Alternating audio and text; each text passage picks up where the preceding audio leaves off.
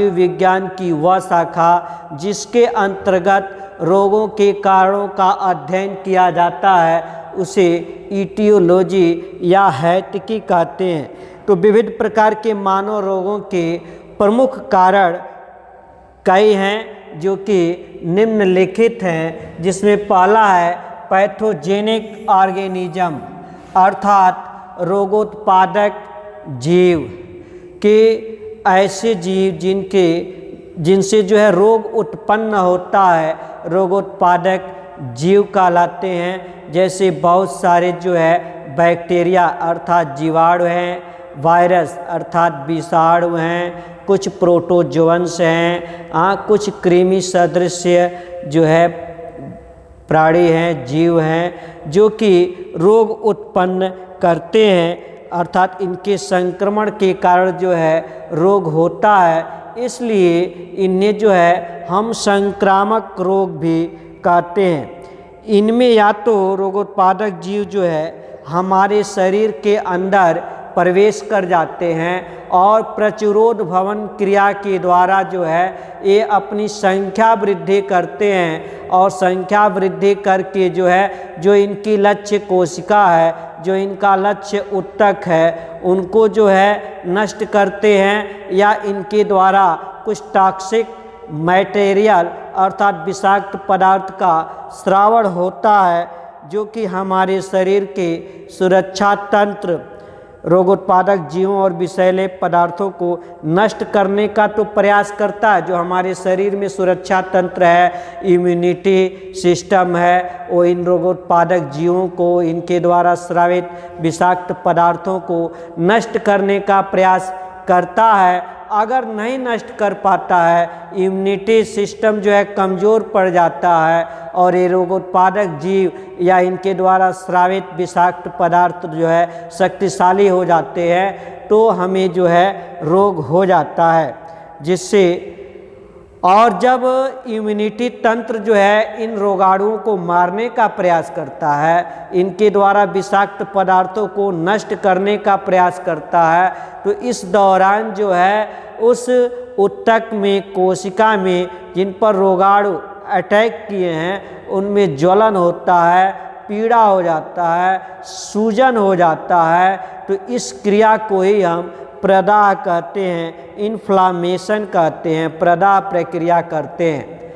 हैं। अर्थात प्रदाह प्रक्रिया हो रही है, दर्द हो रहा है, पीड़ा हो रहा है, ज्वलन हो रहा है, सूजन हो रहा है, इसका मतलब हमारा इम्यूनिटी तंत्र जो है वहाँ कार्य कर रहा है, उस रोगाणु से लड़ रहा है। अगर लड़ने में इम्यूनिटी तंत्र हमारा शक्तिशाली हुआ तो रोगाणु नष्ट हो जाता है और किसी व्यक्ति में इम्यूनिटी तंत्र जो है कमज़ोर पड़ जाता है तो रोगाणु का असर जो है दिखाई देता है, रोग हो जाता है। इसलिए जो है आजकल जो है किसी भी बात में ये प्रयास किया जा रहा है प्रचार प्रसार के माध्यम से या अन्य किसी भी माध्यम न्यूज़पेपर, टेलीविज़न या ध्येय वाक्य कि हमारे शरीर का इम्यूनिटी ठीक हो, प्रतिरक्षा तंत्र मजबूत हो, नहीं तो इसका प्रयास किया जा रहा है। दूसरा है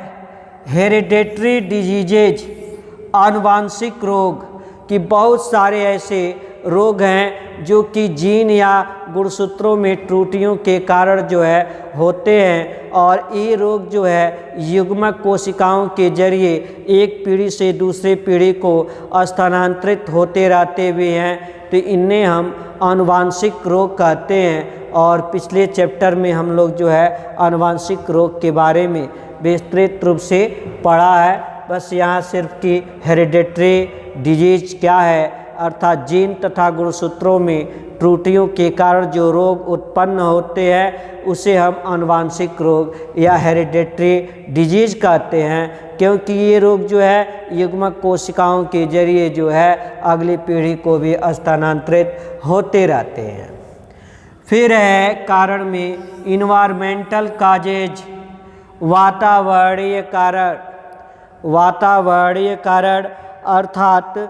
वातावरण की कई भौतिक और रासायनिक दशाएं जो है निरंतर परिवर्तित होती रहती हैं और ये रोगोत्पादक का काम करती हैं अर्थात रोग उत्पन्न करती हैं। जैसे जो परावैंगनिक किरणें हैं, अल्ट्रावायलेट किरणें हैं, ये अल्ट्रावायलेट किरणें या दूसरे विविध प्रकार के जो आयनिक रेज है, आयनकारी किरणें हैं, ये जो है मानव को या अन्य जीवों में जो है ये विभिन्न प्रकार के रोग उत्पन्न करते हैं। जैसे मानव में जो है इन अल्ट्रावायलेट किरणों से जो है चर्म रोग उत्पन्न हो जाता है।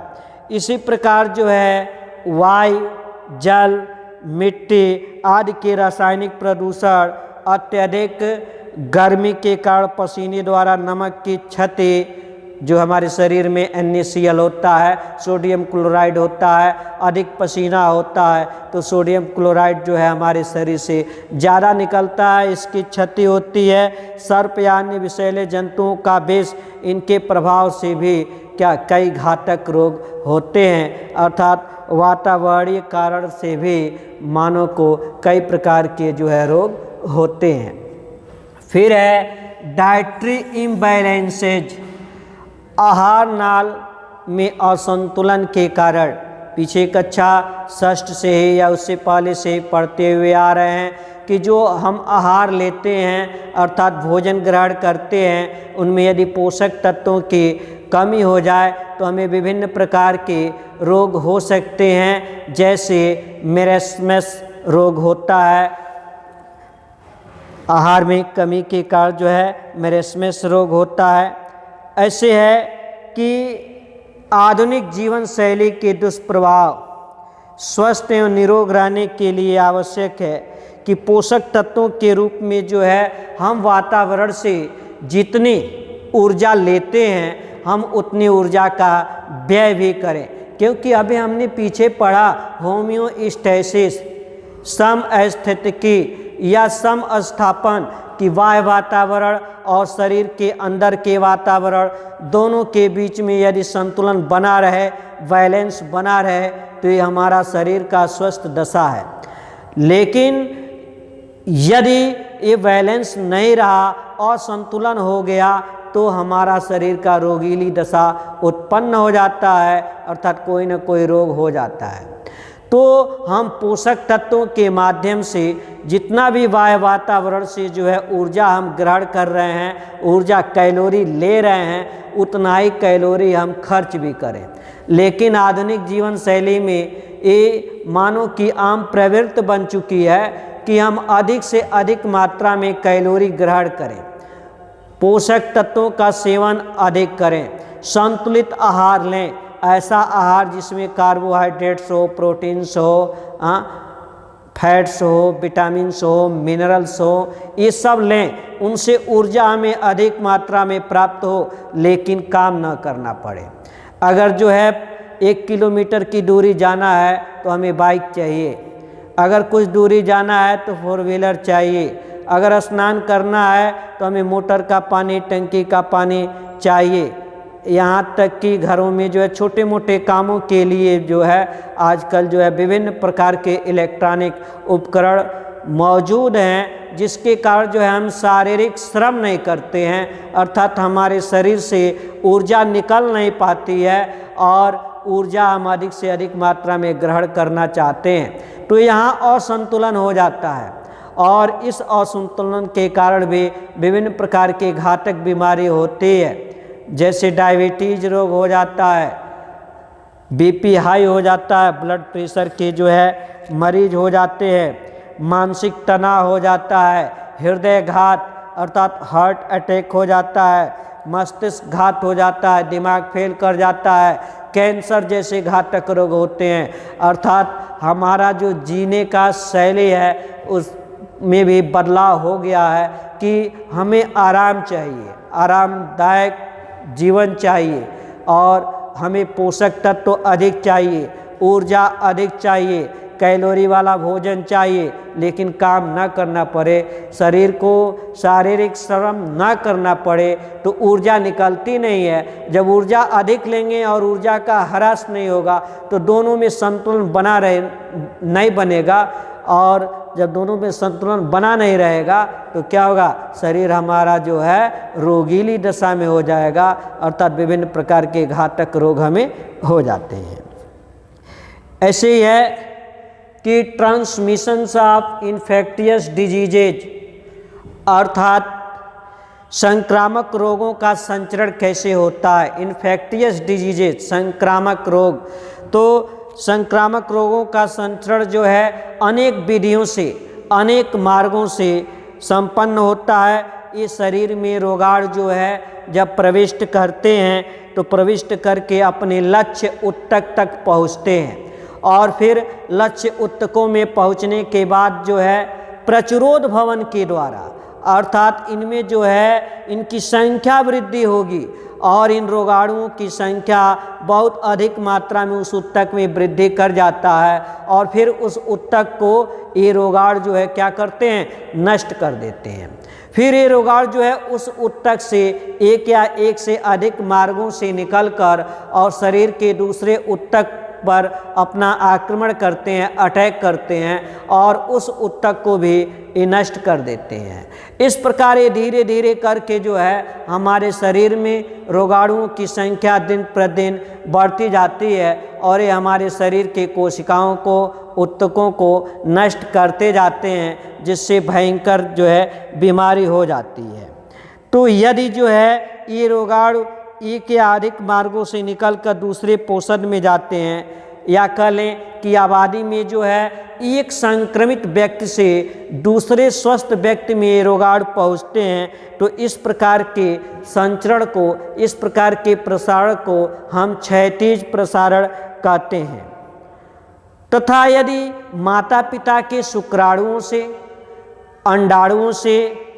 आवल अर्थात प्लेसेंटा से या माता के दूध से यदि इन रोगाणुओं का संचरण एक व्यक्ति के शरीर से दूसरे व्यक्ति अर्थात माता पिता से शिशुओं में होता है तो इस प्रकार के संचरण को हम उदग्र संचरण कहते हैं। तो इस प्रकार से जो है संचरण मार्गों को दो श्रेणियों में बांटा जाता है। एक है डायरेक्ट ट्रांसमिशन और दूसरा है इनडायरेक्ट ट्रांसमिशन। डायरेक्ट ट्रांसमिशन अर्थात प्रत्यक्ष संचरण